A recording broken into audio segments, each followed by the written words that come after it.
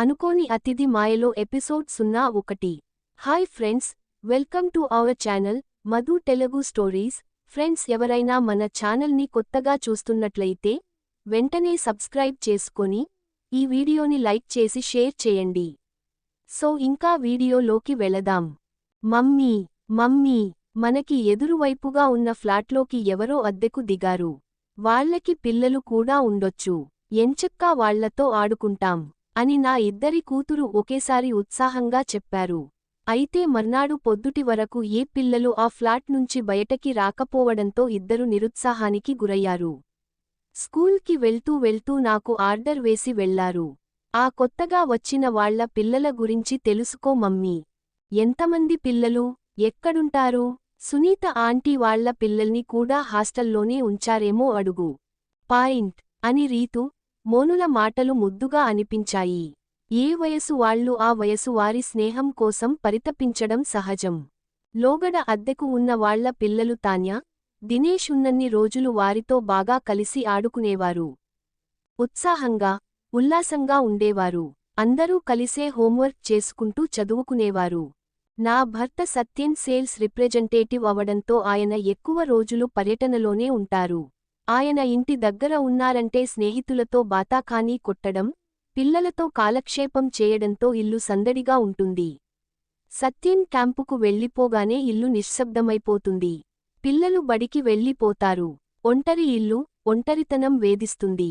అసలే అది అపార్ట్మెంట్. ఎవరి గురించి ఎవరూ పట్టించుకోరు. ఏదైనా పని ఉండి పిలిస్తే గాని పలకరు. అన్ని తలుపులు మూసే ఉంటాయి. కాలక్షేపానికి నేను స్వెటర్లు అల్లడం అలవాటు చేసుకున్నాను. చలికాలంలో కొంతవరకు ఆ పనితో సమయం సులువుగాని గడిచిపోతుంది. వేసవిలో ఆ పని లేనప్పుడు ఏదైనా నవలో, పత్రికో చదువుతూ పొద్దు గడుపుతాను. అడపాదడప మనస్సు ప్రేరేపించినప్పుడు కవితలో, వ్యాసాలో రాస్తుంటారు. ఎప్పుడన్నా తీరిక వేళల్లో మా పొరుగింటి సుమిత వస్తే ఆ కవితల్ని ఆమెకు చదివి వినిపిస్తాను. అప్పుడే పూర్తయిన ఒక స్వెట్టర్ చక్కగా మడత పెట్టి ప్లాస్టిక్ కవర్లో పెట్టాను. అంతలోనే తలుపు తట్టిన ధ్వని వినిపించింది. తలుపు తెరిచి ఉండడంతో తలెత్తి చూడగానే గుమ్మంలో నిలిచిన వ్యక్తి కనిపించాడు. 6 అడుగుల ఎత్తు, మంచి తెలుపుతో, గుండ్రటి ముఖంతో, సూదిలా మొనదేలిన ముక్కు, చాలా అరుదుగా ఉండే గులాబీ రంగుతో పల్చటి పెదవులు, దట్టమైన కనుబొమ్మలతో, తేలికపాటి నీలికనులతో అందంగా ఉన్నాడు.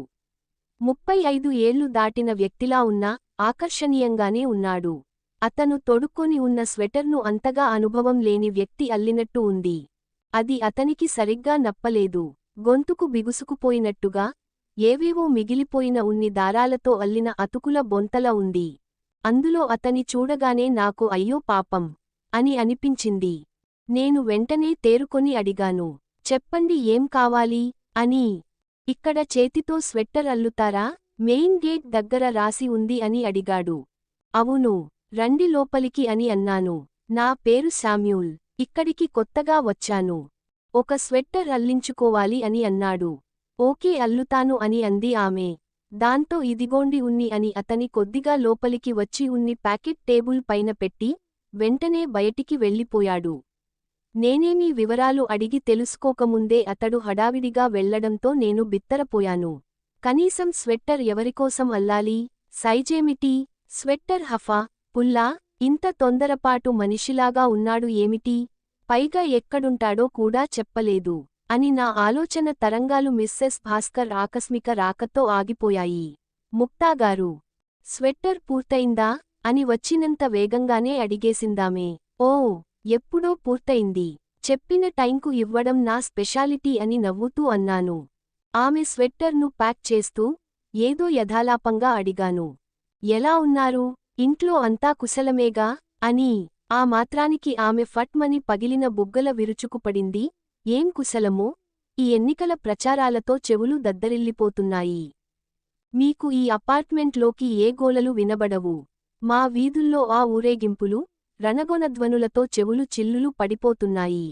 అడ్డమైన వాళ్లంతా వచ్చి వీళ్లకు ఓటు వేయాలి, వాళ్లకి ఓటు వేయాలని ఒకటే నస. పాయింట్. ఎవరి మీద అక్కసో నామీద ఒలకబోస్తూ లొడలొడా వాగేస్తూనే ఉంది. ఆమె గోల వినబడనట్టే, సైజు కోసం ఇచ్చిన పాత స్వెట్టర్ వెతికి గబగబా ప్యాక్ చేసి ఆమె చేతికిచ్చాను. మిస్సెస్ భాస్కర్ వెళ్ళిపోగానే పెద్ద తుఫాను వచ్చి పోయినట్టు అనిపించింది. ఇవాళ పనిలో మనసు నిమగ్నమయ్యేలా లేదు. మిస్సెస్ భాస్కర్ వాగుడికి తల బరువెక్కిపోయింది. శామ్యూల్ ఇచ్చిపోయిన ఉన్ని బండిల్ను డ్రాయింగ్ రూంలోని సెంటర్ టేబుల్ పైన పెట్టాను. అప్పటికి మా పనిమనిషి సుమీరన్ ఇంకా ఇంట్లోనే ఉండడంతో టీ కాచమని చెప్పి బయటి వరండాలోకి వచ్చాను. వరుసగా ఉన్న ఎదురు ఫ్లాట్ వరండాలో ఒక వ్యక్తి కుర్చీలో కూర్చొని పుస్తకం చదువుతూ కనబడ్డాడు. అతని రూపురేఖలు అచ్చం శామ్యూల్కు మళ్ళీనే ఉన్నాయి. అయితే కొత్తగా అద్దెకు దిగింది శామ్యూలేనా? ఇంత చేరువలో ఉండి కూడా అంత కొంపలంటకు పోతున్నట్టు తిరిగి వెళ్ళిపోయాడేమిటి? ఇరుగుపొరుగుతో పరిచయం చేసుకోవాలని కూడా అనిపించదా ఇతనికి? నాకు మాత్రం అతను ఎక్కడి నుంచి వచ్చాడో, అతని కుటుంబ వివరాలు తెలుసుకోవాలని కుతూహలం కలిగింది. ముఖ్యంగా వారి పిల్లల గురించి అడగాలని ఉంది. మళ్ళీ నాకే సంకోచం కలిగింది. అనవసరంగా అతని గురించి ఎక్కువగా ఆలోచిస్తున్నాననిపించింది. అంతలోనే సమీరన్ టీ కప్పు తీసుకొచ్చి టేబుల్ మీద పెట్టి, కూరగాయలు ఏమేమి తేవాలని అడిగి, బజారుకు వెళ్ళింది. టీ తాగుతూ మధ్యలో అతను ఇచ్చి వెళ్లిన ఉన్ని ప్యాకెట్ను తెరిచాను. తేలికపాటి గోధుమ రంగు ఉన్ని బండిల్, గోతాల్లా ఉంది. లేబుల్ చదివాను. నాకు కొద్దిగా నవ్వు వచ్చింది. బహుశా అతనికి మంచి కంపెనీల క్రేజ్ ఉన్నట్టుంది. రంగు ఏదైనా నాణ్యత బావుండాలి. అది రేమాండ్ ఉన్ని. తరచూ రకరకాల రంగుల ఉన్ని చూస్తూ ఉంటాను. కొందరు నాసిరకాల రంగులు తెచ్చిన అల్లక తప్పదు. మొన్నిమధ్యనే రంగుల విషయంలో నేను మావారితో చర్చించాను. అయిష్టతను వ్యక్తం చేస్తూ, జనం ఇష్టాయిష్టాలు ఎలాగుంటాయో చూడండి. చిక్కటి ఆకుపచ్చ, కళ్లకు కొట్టొచ్చినట్టు కనిపించే నారింజ రంగు, ఎర్రగా మెరిసిపోయే ఎరుపు ఎక్కువ మంది ఇష్టపడుతున్నారు అని ముక్తాగారు భర్తకి చెప్పింది. ఆ మాటలు విని సత్యన్ నవ్వేస్తూ అన్నారు, దట్టమైన రంగులు తొందరగా వెలిసిపోవని ఎక్కువగా చిక్కటి రంగులు ఎంచుకుంటారు. అయినా అందరి ఇష్టాలు, ఆలోచనలు ఒకేలా ఉండవు. ప్రతి మనిషికి తన ఇష్టం, తన ఆలోచన ఉంటుంది. విభిన్న రంగులతోనే ప్రకృతి అందం ఇమిడి ఉంటుంది. జీవితం కూడా ఒకే మూసలో సాగదు. బాల్యం, యవ్వనం, వృద్ధాప్యం, ఈ దశలు కూడా ఒక విధంగా రంగుల వంటివే. ఎప్పటికైనా వెలిసిపోయేవే అని అన్నాడు. మా వారి వేదాంతంతో నా నోరు మూతపడింది. ఆయన మాటలు కూడా నిజమే. అందరికీ ఒకే రంగు నచ్చితే జీవితంలోని ఆనందాన్ని చవిచూడలేరు. ప్రకృతి శోభయామనంగా తోచదు. అంతటితో చర్చ ఆగిపోయింది. ప్రతి బుధవారం పిల్లలు చాలా ఉత్సాహంగా చిత్రహార్ కోసం ఎదురు చూస్తుంటారు. ఇవాళ కూడా బుధవారం. రాత్రి 8 కావస్తుంది. టీవీలో చిత్రహార్ సమయం అవుతుంది. పిల్లలు బలవంతంగా నన్ను కూడా టీవీ ముందు కూర్చోబెట్టారు. నాకు చిత్రహార్ చూడాలని లేదు. అనామకుడు అనే నవల చదువుతున్నాను. చాలా ఆసక్తిగా ఉంది. రెండో ప్రపంచ యుద్ధంలో తలెత్తిన ఆందోళన, వ్యాకులత, నిరాశ, అశ్రద్ధలతో గడిచిపోతున్న యూరోపియన్ల మానసిక దౌర్భాల్యం స్పష్టంగా ప్రతిబింబిస్తోంది. అందులో వ్యక్తమైన మానవీయ ఆకాంక్షలు, ఆలోచనలు ఆత్మను సైతం వణికించేస్తున్నాయి. ఆ నవల నువ్వు పక్కనపెట్టి రాబుద్ది కావడం లేదు. కాని పిల్లలు పట్టుబట్టారు. చిత్రహార్ మొదలైంది. పాత సినిమా పాటలు, శ్రోతలు కోరుకున్నవి. పసందైన పాటలే వస్తున్నాయి. ఒకసారి విందాంలే అనుకుని వచ్చి టీవీ ముందు కూర్చున్నాను. అప్పుడే కాలింగ్ బెల్ మోగింది. ఈవేళప్పుడు ఎవరు? ఇంత చలిలో బహుశా సత్యేనా? అని లేచి వెళ్లి తలుపు తెరిచాను. కానీ గుమ్మంలో శామ్యూల్ నిల్చున్నాడు. అతని చూసి విస్తూపోయాను. క్షమించండి, డిస్టర్బ్ చేసినట్టున్నాను. కాసేపు వార్తలు విని వెళ్తాను అంటూ నా అంగీకారం కోసం ఎదురు చూడకుండానే ఇంట్లోకి దూరేశాడు. అతను దూసుకురావడం చూసి నేను బిత్తిరపోయాను. వెంటనే ఏమనాలో నాకు తోచలేదు. స్వెట్టర్ అల్లమని చెప్పడానికి వచ్చినప్పుడు నిమిషం కూడా నిలబడనివ్వని బిడియం ఇప్పుడు అతనిలో మచ్చుకైన కనబడడం లేదు. అతను హాల్లో నిలబడి నిశ్చింతగా చుట్టూ కలియచూశాడు. నేను మౌనంగా ఉండిపోయాను. ఏమండి, కూర్చోవచ్చా? అని అడగ్గానే నేను తేరుకున్నాను. ఆ కూర్చోండి, దానిదేముంది అని సోపాకేసి చూపాను. దాంతో అతను కూర్చున్నాడు. చిత్రహార్లో చివరి పాట వస్తుంది. దాని తర్వాత వార్తలు మొదలవుతాయి. నేను లోపలికి వెళ్ళిపోయాను. వార్తలు మొదలుకాకమునుపే ఒక ప్లేటులో ఉప్పు బిస్కెట్లు, పండ్ల మొక్కలు, టీ, నీళ్లు తీసుకొచ్చాను. ట్రే టీపాయ్ పైన పెట్టి నీళ్ల బాటిల్ అతనికిచ్చాను. అతను తలెత్తి నా వంక చూశాడు. అతని చూపులో ఎంత త్వరగా ఆతిథ్య సత్కారం అందడం పట్ల ఆశ్చర్యపూరిత కృతజ్ఞతా భావం స్ఫురించింది. నేను బిస్కెట్లు వగైరా ఏమైనా తీసుకోమని చెప్పాను. కాని అతను ఒక ఆపిల్ ముక్కలు తీసుకొని మెల్లమెల్లగా కోరిక సాగాడు. అతని చేతి వేలు చాలా పల్చగా నాజూగ్గా ఉన్నాయి. ఏదో శిల్పాన్ని చెక్కే శిల్పి వేళ్లలా సున్నితంగా ఉన్నాయి. అతని చూస్తుంటే ఏదైనా కళాకారుడేమో అనిపించింది. వార్తలు ముగిశాయి. ఇంకా అతను కూచినే ఉన్నాడు. మా మధ్య మౌనం రాజ్యమేలుతుంది. అతను ఏం ఆలోచిస్తున్నాడు నాకు తెలియదు. నాకు మాత్రం అతను వెళ్ళిపోతే మామూలు స్థితికి చేరుకోవచ్చని ఉంది. అతను వెళ్లడం లేదు. ఏం మాట్లాడడం లేదు.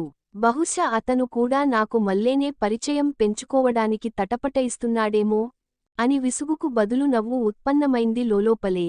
ఒకే స్వభావం గల వ్యక్తుల్లో బహుశా అందుకేనేమో చొరవ ఉండదు. ఇలాంటప్పుడు ఎంత కాలమైనా అనామకులుగానే ఉండిపోతారు. ఒక్కోసారి నా స్వభావానికి ఉడుక్కుంటూ సత్యేన్ ఆగ్రహం వ్యక్తం చేస్తారు.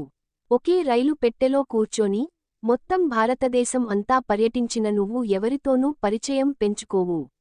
ఇలాంటి స్వభావం మంచిది కాదు. కలుపుగోలుగా ఉండాలి అని అంటారు. అయితే ఇప్పుడు నేను రైల్లో లేను. నా ఇంట్లో ఉన్నాను. ఇది నా ఇల్లు. అతను నా ఇంటికి వచ్చిన అతిథి. ఇంటికి వచ్చిన వ్యక్తిని పలకరించడం నా బాధ్యత. అయితే పిలవని పేరంటానికి వచ్చిన అతిథిని ఏమని పలకరించాలి? అందులోనూ అపరిచితుడు, అనామకుడు అయినా ఏదో ఒకటి అడగాలనిపించింది. మీరు ఎక్కడి నుంచి వచ్చారు అని అడిగాను. జోగ్బని నుండి అని సమాధానం ఇచ్చాడు అతను. నేపాల్ సరిహద్దు ప్రాంతం కాదు అది అని అడిగాను. దాంతో అతను తలుపాడు. అతని వృత్తి, ఉద్యోగం గురించి అడగాలని ఉన్న అడగలేకపోయాను. ఒకరి వ్యక్తిగత విషయాలు అడగడం నాకు ఇష్టం ఉండదు. అయితే స్వెట్టర్ అల్లిక గురించి అడగాల్సి ఉంది. ఒకవేళ ఆఫీసర్ అయితే స్వెట్టర్ మెడ కొంచెం విశాలంగా ఉండేలా అల్లాల్సి వస్తుంది. టై కట్టుకోవడానికి అనువుగా స్వెట్టర్ మెడ పెద్దగా ఉండాలి. దాంతో ధైర్యం చేసి అడిగాను. మీరు ఏం చేస్తూ ఉంటారు? నేను సెంట్రల్ బ్యాంకులో బ్రాంచ్ మేనేజర్ని అని అతను చిన్నగా చెప్పాడు. ఫ్యామిలీని వెంట తీసుకురాలేదా అని అడిగాను. లేదు, పిల్లల చదువుల కారణంగా వాళ్లు పాట్నాలోనే ఉంటున్నారు. మీకు ఎందరు పిల్లలు? నాకు 2 అబ్బాయిలు అని అతను తన గురించి చెప్పాడేగాని నా గురించి, నా భర్త, పిల్లల గురించి అడగలేదు. నాకు అదోలా అనిపించింది. అతను మరీ అంత అమర్యాదస్తుడిలాను కనిపించడం లేదు. ఈ కొద్దిపాటి తెగువతోనే పూర్తిగా దూసుకుపోవడం సబబు కాదని గ్రహించి మిన్నకుండిపోయింటాడు. నిజానికి ఎప్పుడు అతను చేసిన తెగువే చాలా ఎక్కువ. పిలవకుండానే పరాయి ఇంట్లోకి రావడం తెగువే కాదు, సాహసం కూడా అని అతను గ్రహించే ఉండాలి. అందుకే మితిమీరి ప్రవర్తించడం లేదు. నాక్కూడా ఇంకా ఏమీ అడగాలనిపించలేదు. దాంతో నేను లేచి లోపలికి వెళ్ళిపోయాను. మరి కొత్తగా వచ్చిన ఈ బ్రాంచ్ మేనేజర్ వల్ల ముక్తగారి ఇంట్లో ఎలాంటి సునామీ రాబోతుంది తెలుసుకోవాలి అంటే నెక్స్ట్ ఎపిసోడ్ వరకు వెయిట్ చేయాల్సిందే. మీరు ఏమైనా గెస్ చేస్తే కామెంట్ బాక్స్లో కామెంట్ చేయండి. అలాగే ఈ స్టోరీ నచ్చితే ప్లీజ్ లైక్ చేసి షేర్ చేసి సబ్స్క్రైబ్ చేసుకొని నాకు సపోర్ట్ చేయండి.